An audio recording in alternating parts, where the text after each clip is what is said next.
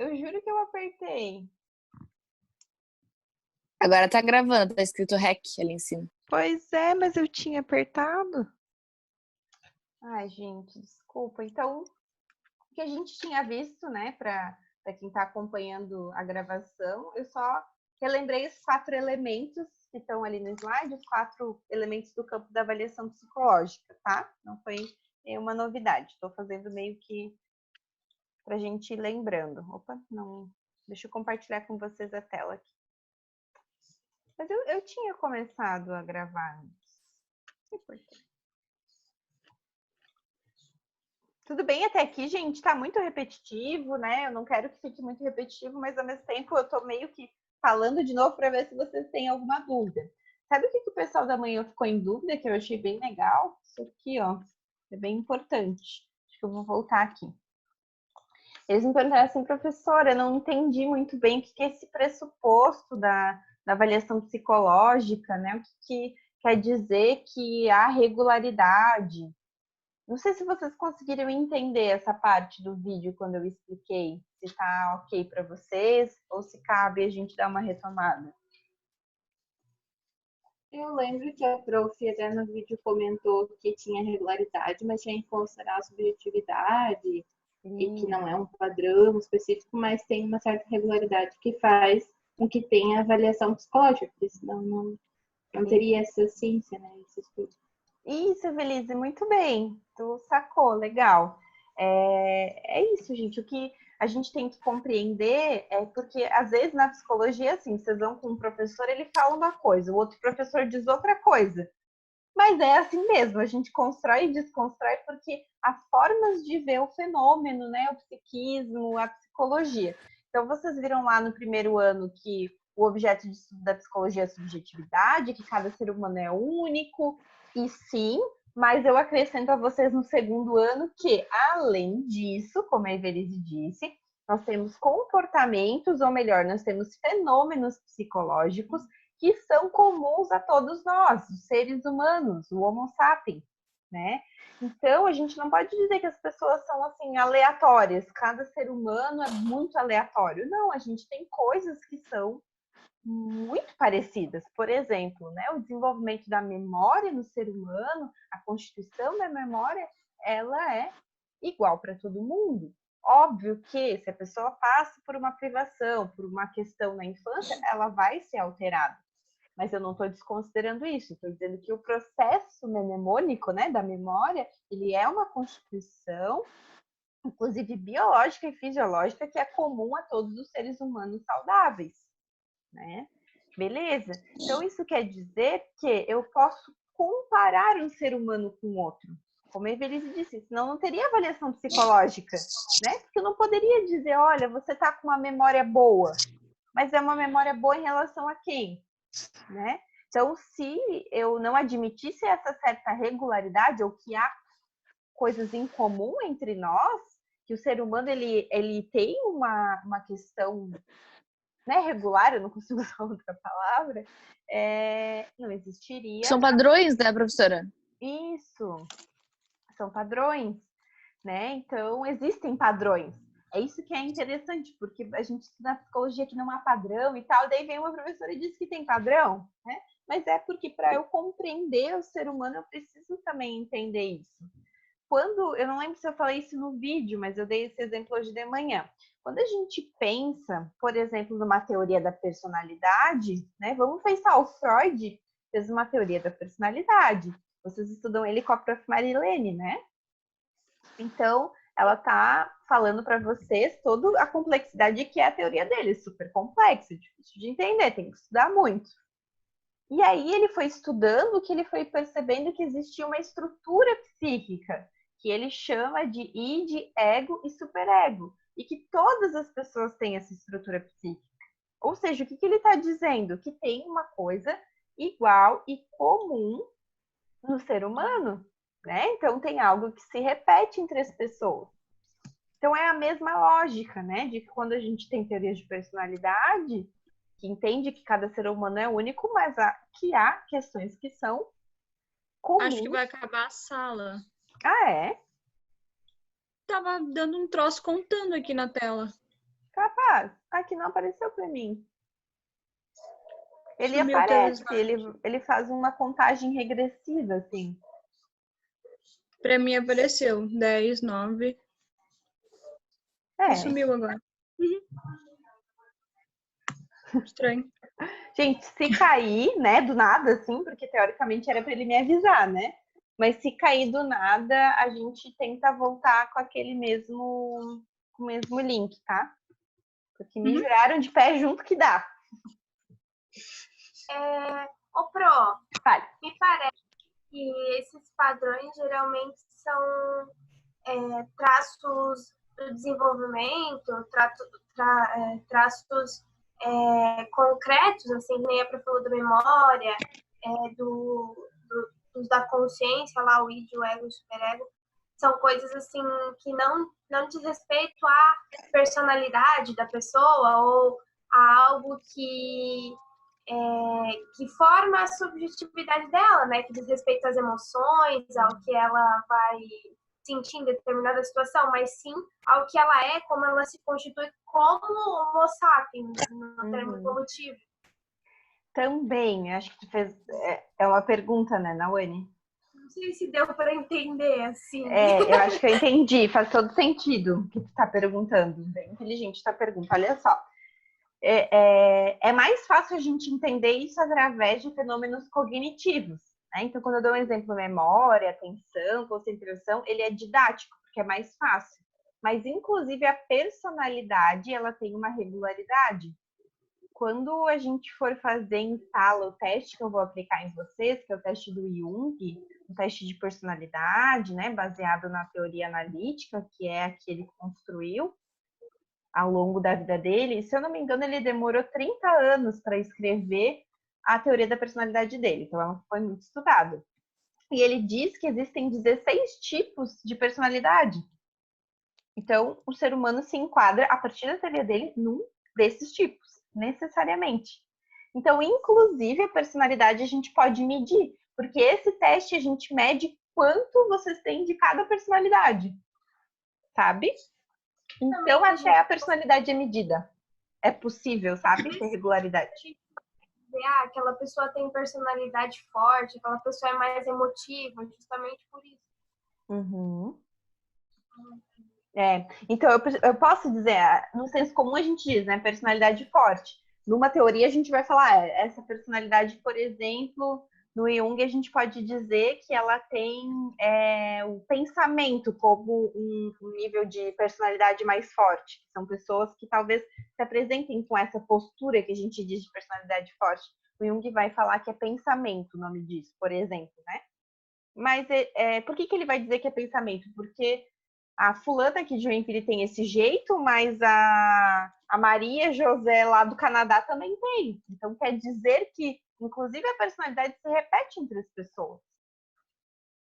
Né? E eu posso medir, eu posso dizer quanto que cada pessoa no mundo tem de cada tipo de personalidade que o Jung diz que existe. Entendi. E isso é comprovado cientificamente, sabe? Né? Porque a teoria foi construída de tal forma que eu consigo comprovar que existem pessoas assim. E quando a gente fizer o teste, né, vocês vão ver que vocês vão se identificar com algumas coisas que estão escritas lá. E aí vocês vão ver que outras pessoas da sala também se identificam e que têm personalidades parecidas dentro da sala, mesmo cada um sendo único. Né? Porque a maneira como a gente coloca isso no ambiente muda, né? Eu posso ter a personalidade, como eu estou falando para vocês de uma maneira mais simples, só para vocês entenderem, pensamento, que são pessoas mais racionais, entre aspas, assim, né? Usa muito da razão, mas no ambiente que eu trabalho exige isso, então eu acabei desenvolvendo esse jeito de ser, né? Então, quer dizer que, inclusive, né, as questões das emoções podem ser medidas e há regularidade. Né? Tem um teste que ele é de... Como é que é o nome? É de auto... Como é que é? Eu esqueci a palavra, mas assim, é como é a minha autopercepção em relação... É a minha possibilidade de ser uma pessoa assertiva. Não é essa palavra, eu já vou lembrar. Então, eu vou me auto-perceber, mas eu também vou medir isso a partir do que os outros se percebem. Então, eu consigo medir motivação, auto-percepção, tudo isso é possível. Professora, tipo janela de Johar? Não sei falar a segunda palavra. De Janela Johari. de Johari, isso aí. Isso, a janela de Johari é um instrumento bem legal, né? Que a gente usa principalmente em organizações para trabalhar com avaliação e feedback. E aí, eu não sei se tu fez a conexão pela questão do eu oculto, não sei se foi por causa disso. Porque, tipo, como você se enxerga, como os outros enxergam e como que você realmente é, né? Uhum. São essas 3 questões. Aí, achei que havia similaridade pelo que a professora estava falando, assim.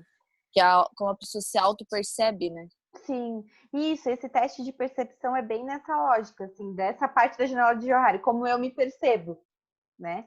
E, na verdade, a maioria dos testes são autoperceptivos, porque eu digo o que eu acho que eu respondo naquela situação. Mas existem alguns testes, que daí é legal essa conexão que tu fez com a janela de Johari, que diz, alguns testes, por exemplo, de déficit de atenção e hiperatividade, que eu tenho que ir lá no professor da criança e perguntar para ele como ele percebe a criança. Daí seria da janela de Johari o outro, né? Como o outro me vê. Sim. E aí eu faço essa transposição de como a criança se percebe, como a família percebe e como a escola percebe. E aí eu consigo entender melhor o fenômeno. Então eu uso essa lógica da janela. Legal, Maria Júlia, nunca tinha pensado nisso. E como é bom, né, aula assim, a gente fica mais inteligente. Legal, boa percepção. Então, isso aqui eu gosto de colocar, assim, de início, para que a gente possa compreender a matéria. Vocês podem dizer assim para mim, olha, professora, eu estou no 2º ano, eu já sei qual é a abordagem que eu gosto da psicologia e ela não tem nada a ver com isso. E eu vou entender, mas eu vou precisar dizer para vocês, para compreender a avaliação psicológica, eu tenho que entender que sim, há regularidade no comportamento humano e que eu posso medir ele, inclusive. Né? Então, mesmo que vocês não acreditem nisso assim, vocês precisam ter isso, porque senão não vai fazer sentido nada do que eu falar aqui para frente. Principalmente quando a gente trabalha testes, não vai fazer sentido nenhum. Tá? Inclusive, falando sobre teste, gente, saiu uma portaria do Conselho Federal de Psicologia orientando os professores de avaliação psicológica o que eles podem ou não lecionar nas aulas online, tá? Então, eu já li a portaria, estou dentro da lei. A avaliação psicológica 1 é a matéria que mais é tranquila de a gente se adequar. O que a portaria diz é que a gente não pode explicar de forma online como se aplica, manipula e corrige testes, tá? Então, isso a gente não iria fazer. Eu iria fazer com vocês quando eu aplicar, isso vai acontecer, né? Logo estaremos juntos. Quando eu aplicar o teste em vocês, daí eu vou depois ensinar como corrige, como usa o manual, enfim, isso a gente vai aprender em sala. Mas todos esses... o que a gente está debatendo aqui está dentro do que o conselho entende que é possível, tá? Então, a gente está vendo os pressupostos, a própria classificação do teste não tem problema. O que eu fiz no vídeo, na aula passada, foi mostrar o que estava na internet, que o que está na internet é errado, né? Mas aí, já que estava lá, eu aproveitei para mostrar para vocês, tá? Só para dizer que eu fiquei muito feliz que o conselho já se posicionou e disse, olha, cuidado, professores de avaliação, que a gente não pode falar sobre testes aí de forma online, né? Imagina, eu falei sobre testes e botei no YouTube ainda, né? Seria algo muito errado. Certo, então, gente, faça muito rápido, porque agora que o negócio andou, né, daqui a pouco a gente... Então, a gente pode dizer que o comportamento humano ele não é indeterminado. A gente tem como prever algumas condutas humanas. Inclusive, quando a gente faz um processo seletivo para uma empresa, eu estou conseguindo prever qual vai ser a pessoa que tem o melhor perfil para aquela vaga. Né? Então, eu consigo fazer esse tipo de previsão. Eu brinquei com o pessoal da manhã que eu não sou mãe de nada, mas a gente prevê coisas. Né? A gente não tem a bola de cristal, mas a gente prevê. Cuidado com a gente. Aqui, então, continuando nesse sentido, né? E aí a gente, com essa necessidade de tentar explicar a conduta das pessoas, a gente foi criando modelos teóricos para poder dizer um pouquinho mais de como o ser humano funciona, né? E a avaliação psicológica é um modelo desse para a gente explicar os fenômenos psicológicos. Tranquilo até aqui, gente? Temos 14 pessoas, né? Muito chique. Então, aqui a gente já viu. Vou passar. E aí, a gente chega para o nosso arco-íris, que vai contar um pouquinho em 8 passos do processo de avaliação. Como eu falei para vocês lá no nosso texto, os autores colocam mais passos, mas é praticamente a mesma coisa. Eu só vou passar rápido para não ficar cansativo, né? A gente falou da demanda, que é a gente compreender qual é a necessidade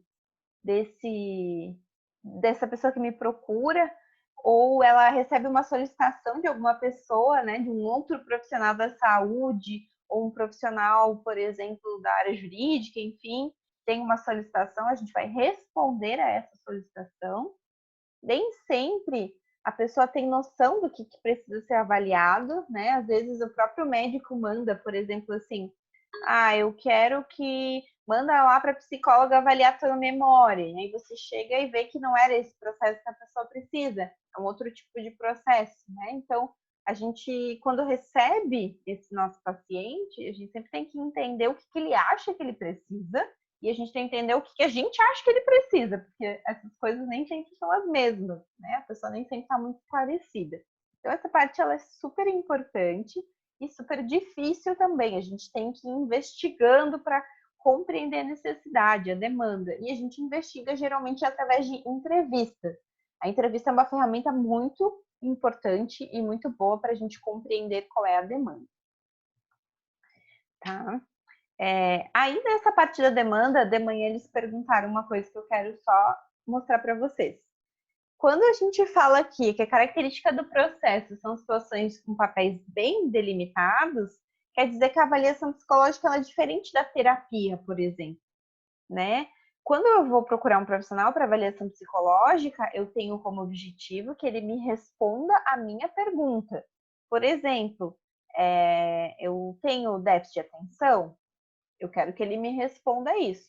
E esse é o papel do psicólogo, responder a essa pessoa, né, o que ela está precisando naquele momento ou que um outro profissional da saúde pediu. O médico, o psiquiatra pediu para que eu avaliasse, para que eu verificasse se essa pessoa tem um transtorno de humor, por exemplo, porque ele está desconfiado que tenha, se ele queria uma opinião de um psicólogo. Então, o meu papel é muito definido. Eu vou lá e vou investigar esse fenômeno ou outro fenômeno que eu entenda que pode estar junto desse processo. Diferente da terapia, né, gente? Quando a gente vai fazer terapia, ou quando vocês forem terapeutas, caso vocês forem para essa área, a gente está lá para auxiliar o nosso cliente a ter uma vida melhor, por exemplo, né? E a maneira como a gente conduz vai depender da abordagem que a gente utiliza. Não tem um dia para acabar a terapia, né? Ninguém vai para a terapia e pergunta, tá, e que dia que acaba? Não tem. A gente começa e um dia acaba. Então, nesse sentido, a terapia não tem um papel definido, uma duração limitada, um objetivo definido, né, em si. Eu posso traçar os meus objetivos junto com o meu terapeuta, né? Mas ele vai ser o meu objetivo, diferente das outras pessoas. O objetivo da avaliação psicológica é sempre fornecer uma resposta e medir e compreender um fenômeno psicológico. Tranquilo essa parte, gente, que como o pessoal da manhã me perguntou, eu acho que valia a pena a gente dar uma retomada aqui. Certo. Tranquilo. Prof, só aproveitar que a prof falou da terapia, fiquei em dúvida. Na terapia, por exemplo, a gente pode vir a utilizar algum teste, vamos... No meio da conversa surge alguma situação e a gente acha que se fizer um teste, seria possível. É aconselhado a gente indicar para fazer o teste? Ou tem que vir essa demanda do cliente, no caso, ou de outro? Não. Isso também depende muito. Eu não sei quem tá me perguntando, que eu não tô vendo a carinha. Evelise. Evelise, legal. Depende muito da abordagem também, tá? Isso tem uma questão de construção teórica assim, da abordagem. Mas sim, por exemplo, eu tô atendendo uma pessoa que tem como demanda, né, fisioterapeuta, e sempre tem uma questão de ansiedade, né? E fala que é muito ansiosa, E eu posso propor a ela, convidar ela, a gente fazer um teste de ansiedade, para a gente ver qual é o nível dessa ansiedade, né? Porque às vezes a pessoa se sente assim, mas na verdade é uma outra questão. Então eu posso convidar ela a fazer, né? Se ela topar, eu fazer esse processo de aplicação de testagem, né? Ou uma avaliação psicológica com um roteiro específico para ansiedade, de perguntas específicas para esse tema, né? Então eu posso, dentro do processo de terapia, usar instrumentos da avaliação psicológica para me ajudar a compreender a questão do cliente, sabe? Quando eu digo convidar, é porque se você não é uma pessoa que usa muito teste, ou que, enfim, que a pessoa nunca fez nenhum teste, é importante explicar para ela o quanto essa ferramenta vai ajudar, que é importante para compreender o processo dela, né? E aí eu também falei das abordagens. Por exemplo, a abordagem da terapia cognitivo-comportamental é uma abordagem que, na sua essência, usa muito escalas, questionários, testes, porque faz parte da técnica você estar medindo o cliente, sabe? Então, nesse tipo de abordagem, é bem comum os psicólogos aplicarem vários tipos de teste. Faz parte da técnica. Em outros tipos de abordagem, gestalt terapia, a própria psicanálise, já é mais incomum. Aí, esses terapeutas, geralmente, eles tratam através da sua abordagem, da sua técnica, e se eles entendem que precisa de uma avaliação psicológica, geralmente, não quer dizer que eles não possam, mas como muitas vezes eles não têm conhecimento, eles encaminham para uma avaliação psicológica. Por exemplo, eu posso estar atendendo alguém e achar que essa pessoa tem uma questão cognitiva, de compreensão, que é para além de uma questão emocional ou de personalidade, é uma questão do cérebro, assim, parece que alguma coisa não encaixa ali no cérebro. Então, eu posso dizer para ela da importância de ela fazer uma avaliação neuropsicológica, e eu posso indicar um profissional e pedir para ela realizar para ajudar no tratamento dela, né? Então, depende muito, assim, da abordagem e se a pessoa, se o profissional, ele tem conhecimento na área de avaliação. Porque o que acontece, né? Eu posso ser uma terapeuta que nunca usa testes e daí eu vi que saiu um teste, achei bonita a capa e aí eu tô brincando, tá, gente? Eu sou meio sarcástica, mas é porque eu tenho medo, tem gente que faz isso mesmo. Ah, achei legal, eu vou comprar para eu aplicar no meu cliente, mas assim, eu não gosto de avaliação psicológica, não entendo a construção dos testes, apliquei só porque eu achei que ia ser importante, mas não entendo muito. Aí isso é perigoso, sabe? Então, quem aplica teste ou quem usa avaliação psicológica, assim como parte do processo, precisa estar lendo sobre isso, precisa compreender, sabe? Vocês vão ver isso aqui na faculdade, gente, daqui a pouco, quando vocês se formarem, se vocês não forem para uma área de avaliação ou clínica, vocês nunca mais vão ouvir falar nisso, né? Aí vocês podem lá chegar um momento da carreira, vocês querem avaliar as pessoas, né? Por formação pode, mas por conhecimento técnico e teórico não dá. Então, isso que me preocupa, assim, sabe? Já falando para além disso, Evelise, eu sei que tu perguntou uma coisa e eu me estendi. Mas nesse sentido, sabe? Deu para responder?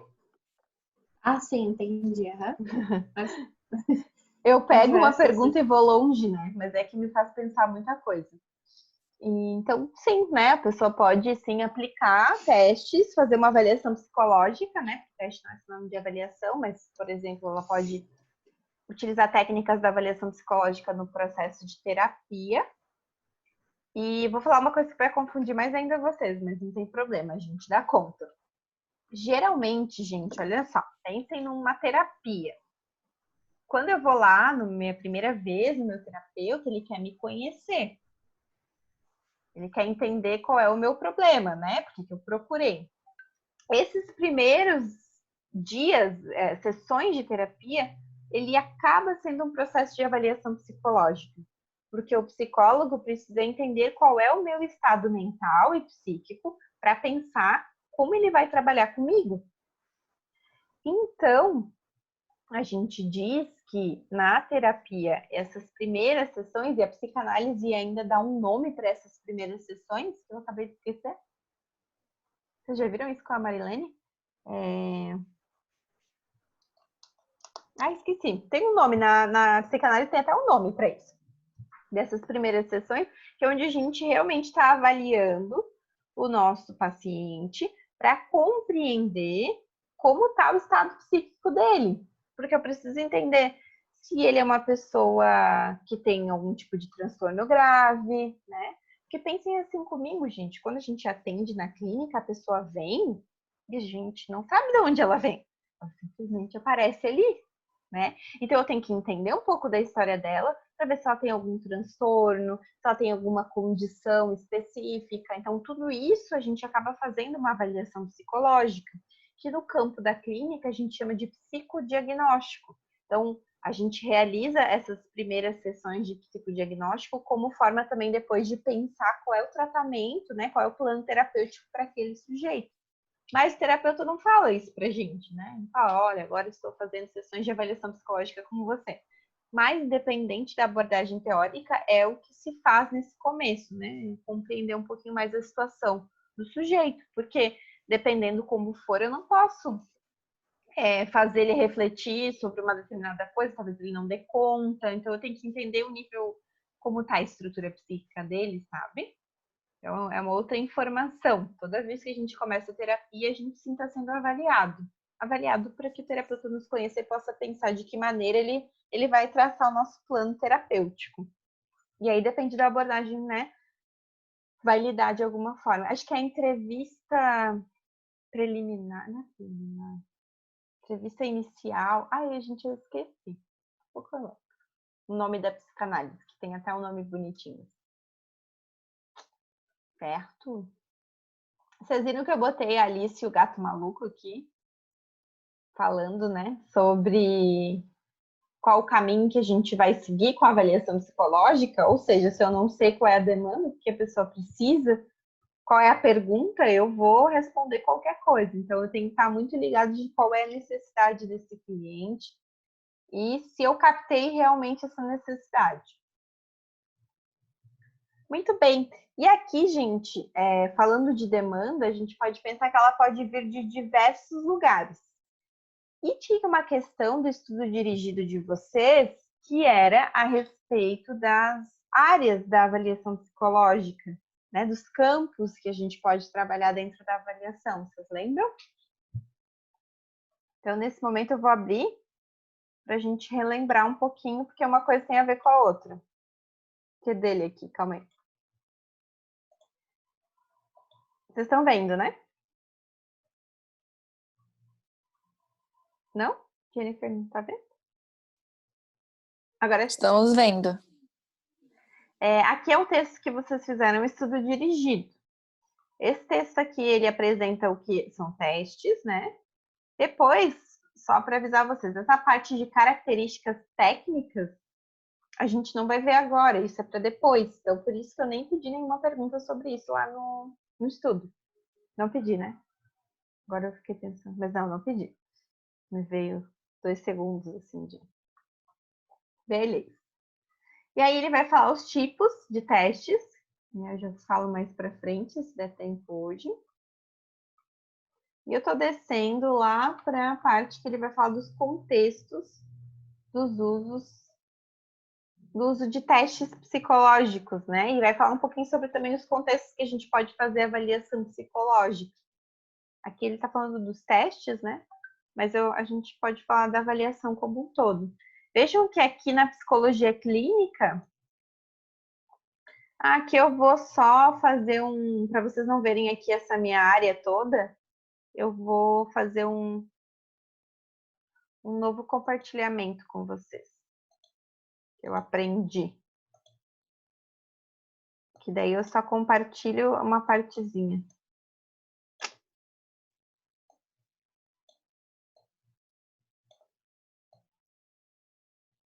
Aí assim vocês veem menos, né?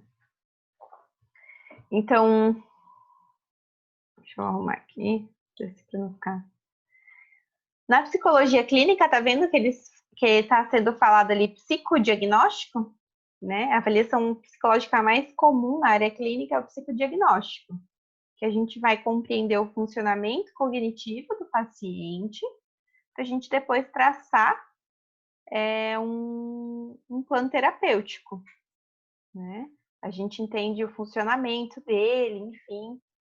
É isso que eu estava dizendo anteriormente. Aqui a gente vai usar esse quadrinho para lembrar. Vocês já fizeram estudo dirigido, vocês já sabem. Mas olha lá, então quando eu estou na psicologia, estou numa área clínica, eu posso ser convocado, né, a avaliar o funcionamento cognitivo da pessoa, por exemplo, do meu paciente, né, como foi a pergunta da Evelise. Eu posso aplicar testes para entender como ele funciona. Eu posso, enfim, aplicar testes para entender qualquer fenômeno que seja importante naquele processo terapêutico. Então, eu posso ter uma demanda clínica, né, dentro da avaliação psicológica. Eu também posso ter uma demanda na área da saúde. Então, ali, os autores, eles dão exemplo da área hospitalar, por exemplo, quando a gente vai fazer uma avaliação para cirurgia, né, para verificar se aquele paciente do hospital está apto psiquicamente a passar por uma cirurgia, se a família compreendeu como vai ser o processo pós-cirúrgico, né? Então, tudo isso são demandas da área da saúde que vai precisar da avaliação psicológica, né? Porque eu vou precisar investigar como é que eu vou responder se essa pessoa está pronta para a cirurgia. Eu vou ter que usar um processo de avaliação psicológica para responder essa pergunta, para dizer se ela tem condições de passar por uma cirurgia naquele momento. Né? Ou algum tipo de tratamento, né? Será que ela tem condições nesse momento de fazer um tratamento mais invasivo, uma quimioterapia? O que o médico acha? O que o psicólogo vê em relação à questão psíquica, né? Então, a gente está avaliando esse paciente e a gente pode aplicar testes como um método, como uma ferramenta de fazer essa avaliação. É possível. Aqui tem um item que se chama diagnóstico diferencial. A gente vai ver sobre isso um pouquinho mais para frente, tá?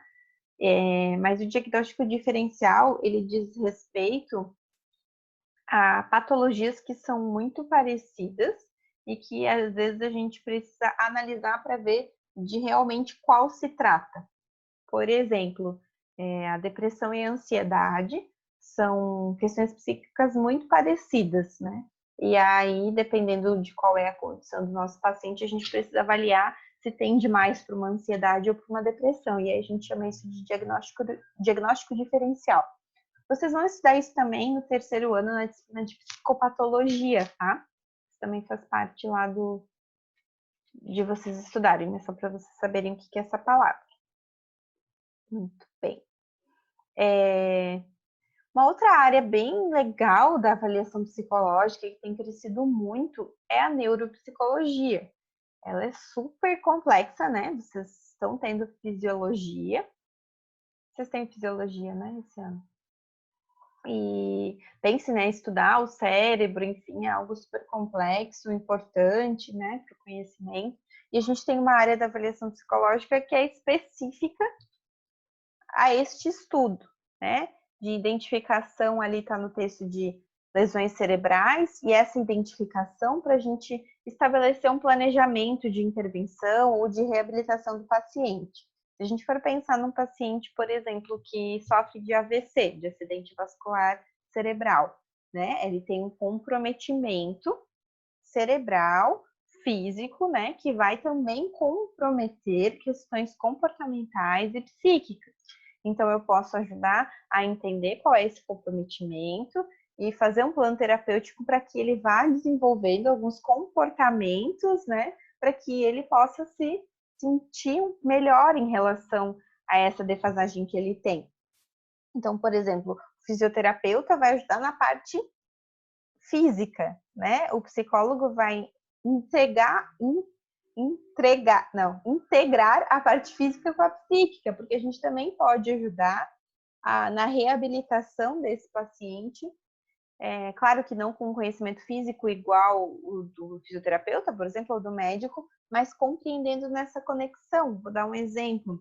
A gente tem uma professora na CE, a Janine, que ela é neuropsicóloga. E ela sempre conta, assim, de alguns pacientes que que ela acompanha, por exemplo, um paciente que sofreu AVC, que tinha dificuldade na fala, então ela ia junto com o paciente, sei lá, no mercado para ver como ele se comunicava com as pessoas, né? Ajudar ele a desenvolver a parte da comunicação, mesmo tendo essa questão de dificuldades da fala, né? Para que ele possa enfrentar isso psiquicamente, mas ao mesmo tempo treinar fisicamente isso, porque ela é neuropsicóloga, então ela entende quais são os mecanismos que estão relacionados. Então, eu estou tentando mostrar para vocês o quanto é amplo, né? Quanto a área da avaliação psicológica, ela está em vários contextos e ela pode ajudar muitas pessoas a responder perguntas, né? Questões que são importantes para o seu desenvolvimento. Certo? Vocês aguentam ir mais um pouquinho, gente? Que agora que eu olhei que é 8h20. Mais uns minutinhos. Vocês vão ter aula depois com outro prof? Não? Não? Então, vamos mais uns 10 minutinhos, que depois 8h40 eu tenho que estar lá na outra turma. Eu também tenho que dar uma pausa, assim, tomar uma água. Mas... aqui do... Professora, deixa eu confirmar, mas acho que vai ter sim com a Marilene, mas é só 8h40 também. Ela gravou e mandou lá no grupo uma aula. É? Então tá bom. Então tá gravado. Bom, de qualquer forma, eu também tenho que dar aula na outra turma. Aqui dos contextos vocês responderam lá, mas então o contexto escolar, gente, é uma área que tem muita demanda, sabe? Porque cada vez mais as crianças têm apresentado dificuldades de aprender, de se relacionar, né? Isso por uma série de questões, inclusive da maneira como a gente vive a nossa vida, né? Então, uma grande demanda da área escolar por avaliação do aprendizado, avaliação da motivação para estudar, né, a própria questão do autismo, que ela aparece na infância, muitas vezes a escola que consegue perceber isso, né, nem sempre os pais conseguem perceber que pode ter alguma coisa, né, de diferente no seu filho em relação ao desenvolvimento, né. Então, a área da área escolar é uma área que tem muito campo para avaliação psicológica. Inclusive, tem uma psicóloga aqui de Joinville, que ela foi nossa professora na Sé, ela foi minha professora, né? Ela ficou bastante anos como professora na Sé, e agora ela se dedicou mesmo à clínica dela. A Patrícia Volpato, ela é neuropsicóloga, né? Especialista em avaliação psicológica, e ela atende só crianças, ela é especialista em crianças. Ela faz toda a avaliação das crianças em relação à questão da escola, questão de comportamento, autismo, enfim, ela é especialista nisso. Então é bem legal, né?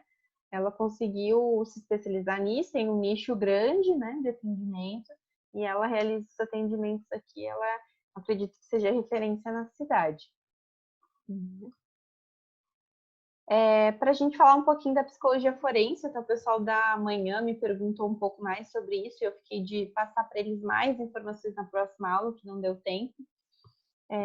Porque vocês têm uma matéria de psicologia jurídica, o nome da nossa grade é assim, no 4º ano, então vocês vão entender um pouquinho mais sobre o papel do psicólogo jurídico, mas a avaliação psicológica ela está muito ligada a este papel do psicólogo na área forense, porque nós somos convocados a responder, por exemplo, sobre disputa de guarda, né? Então o juiz precisa de um auxílio nosso para entender qual é o melhor, né? Qual é o genitor que está mais apto a ficar com a criança. Então ele pede ajuda do psicólogo para responder isso, né? E ele pode pedir outras ajudas. Nós podemos ser um psicólogo que trabalha dentro do fórum, por exemplo. Nós podemos ser um psicólogo que não trabalha no fórum, que o juiz nos convoca para entender a nossa opinião a respeito do caso, né? E a gente também pode ser um psicólogo que é contratado por uma das partes, que o advogado contrata para que a gente analise, por exemplo, o laudo do outro psicólogo, porque a gente faça o nosso próprio laudo. Então, essa parte da psicologia jurídica é bastante interessante, né? É um campo que geralmente os alunos têm bastante curiosidade e que ele necessita um conhecimento muito grande na avaliação psicológica, porque são usados, por exemplo, muitos instrumentos, como os testes, para poder fazer essa avaliação. Pode trazer pra gente também, pronto. Vocês gostam? Vou preparar um especial. Eu não sou especialista nessa área, né, gente?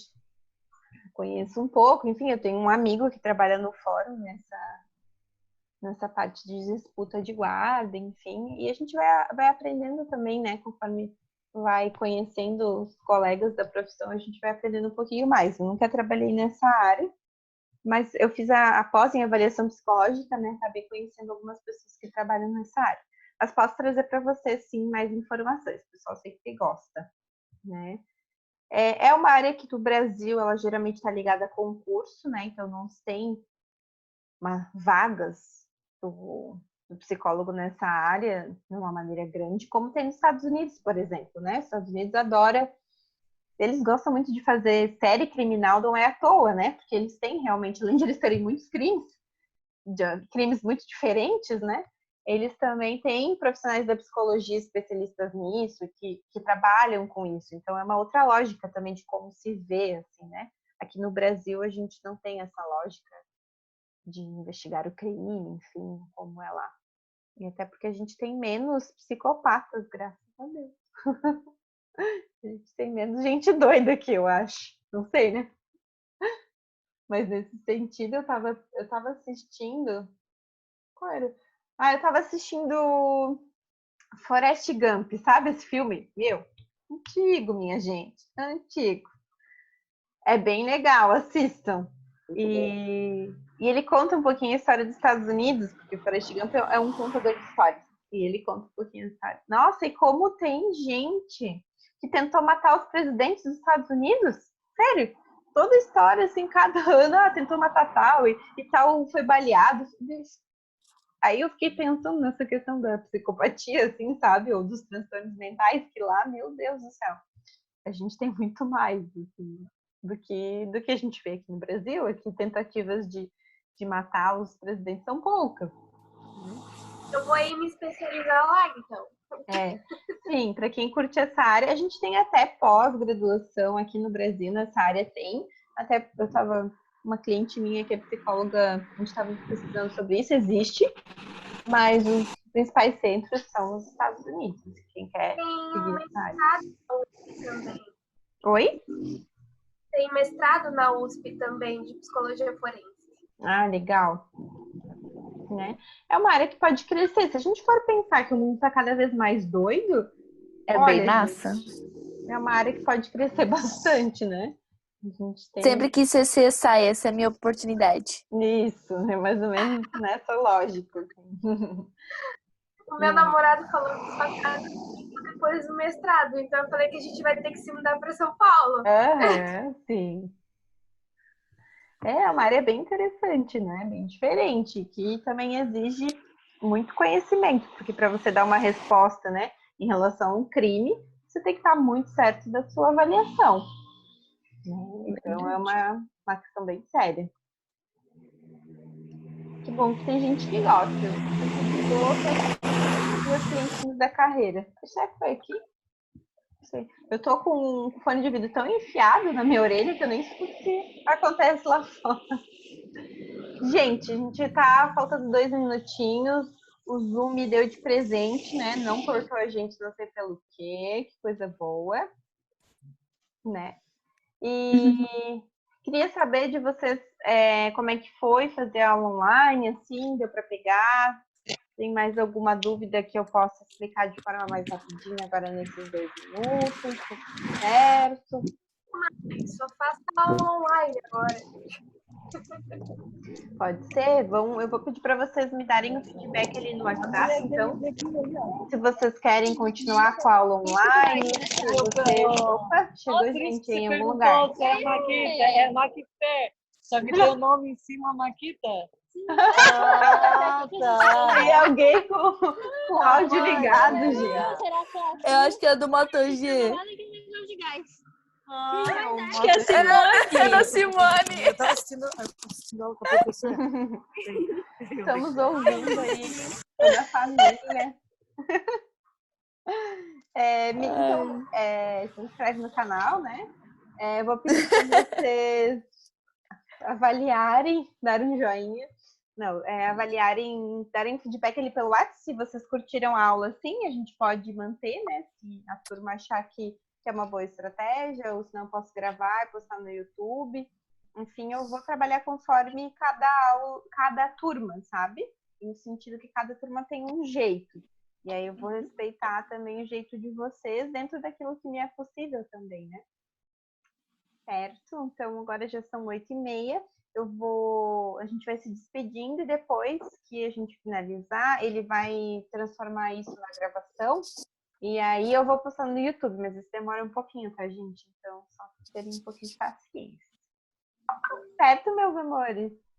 Certo. Ju. Muito bom ver vocês, eu tava com saudade, né? Estão sozinhas aqui, tem aqui o calor humano, mesmo que seja pela tela. Tá? E esse assunto é diferente, eu gosto de ir devagar mesmo, porque eu quero que vocês aprendam bem, tá? E como também vai vindo outras coisas e eu vou falando das outras coisas, nem sempre rende muito slide, mas espero que renda conhecimento, tá bom? Sim. Sim. Amores. Fiquem bem, se cuidem, né? Não se coloquem em risco. Se puder ficar em casa, fiquem em casa o máximo que for possível, né? Porque é muito sério o que está acontecendo e eu quero todo mundo bem bonitinho quando a gente voltar. Então, se a gente tem que ficar trancado agora para voltar mais rápido, eu acho que vale a pena. Isso aí. Beijos, Verdade. então. A gente vai se falando. Tchau. Beijo. Tchau. Valeu, obrigada. Obrigada. Tchau, gente. Muito boa aula. A Wave. Só a Denise não apareceu, fugiu. Eu não achei ela também. Ô, Denise. Ela